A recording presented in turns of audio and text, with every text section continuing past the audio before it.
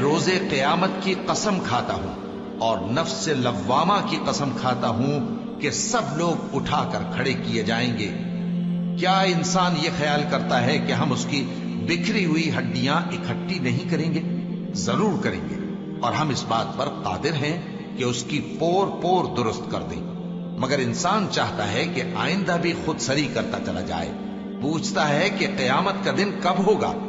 سو جب آنکھیں چندھیا جائیں اور چاند گہنا جائے اور سورج اور چاند جمع کر دیے جائیں، اس دن انسان کہے گا کہ کہاں ہے بھاگنے کی جگہ؟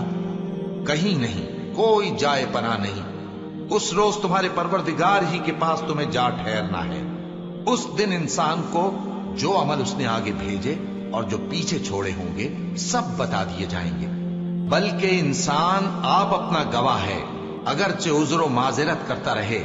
اور اے پیغمبر صلی اللہ علیہ وآلہ وسلم، وحی کے پڑھنے کے لیے اپنی زبان کو تیز تیز حرکت نہ دیا کرو کہ اس کو جلد سیکھ لو۔ اس کا جمع کرنا اور پڑھانا ہمارے ذمے ہے۔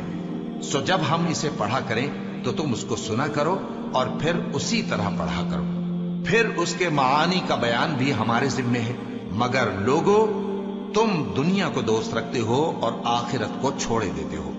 اس روز بعض چہرے رونق دار ہوں گے، اپنے پروردگار کی طرف نظر کیے ہوئے ہوں گے، اور بہت سے چہرے اس دن اداس ہوں گے، خیال کریں گے کہ ان کے ساتھ کمر توڑ معاملہ کیا جائے گا۔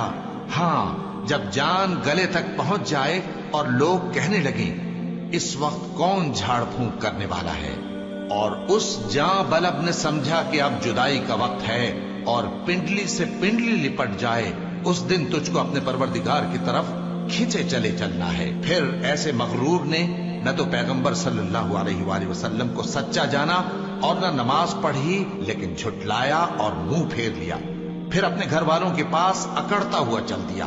خرابی ہے تیری، خرابی پر خرابی ہے، پھر خرابی ہے تیری، خرابی پر خرابی ہے۔ کیا انسان یہ خیال کرتا ہے کہ اسے یوں ہی چھوڑ دیا جائے گا؟